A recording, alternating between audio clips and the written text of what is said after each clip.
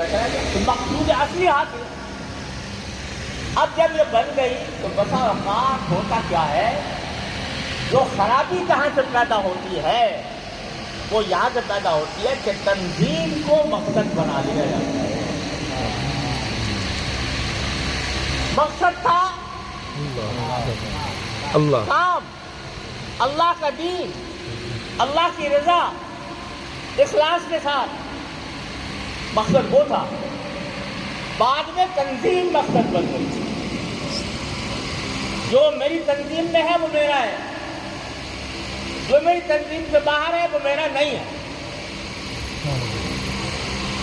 یہ فتنہ پیدا ہوا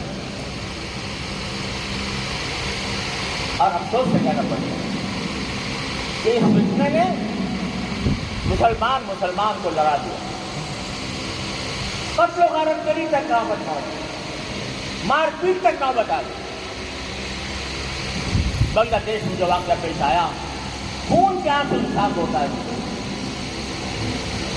وہ جماعت حضرت مولانا محمد الیاس صاحب رحمۃ اللہ علیہ اگر آج حیات ہوتے تو خون کے آنسو روتے اس واقعے کے اوپر جو پیش آیا.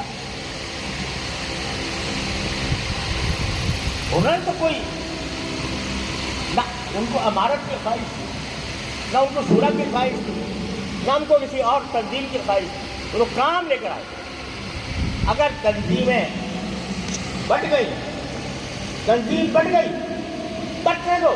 اگر بٹ گئی ہے، ہم نے کوشش کی شروع میں کہ یہ بٹوارا نہ ہو، لیکن افسوس ہے کہ نہیں ہو سکتا. ہو گیا.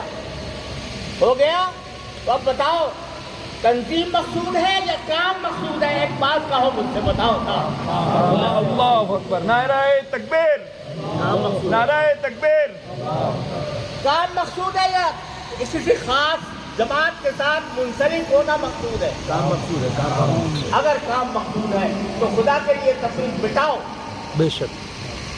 جو کوئی اللہ کا نام لے، جو کوئی اللہ کے دین کی طرف دعوت دے، اس کو خوش آمدید کہو، اس کو اپنا سمجھو، اس کے ساتھ محبت کا معاملہ کرو، اس کے ساتھ دشمنی مت رکھو.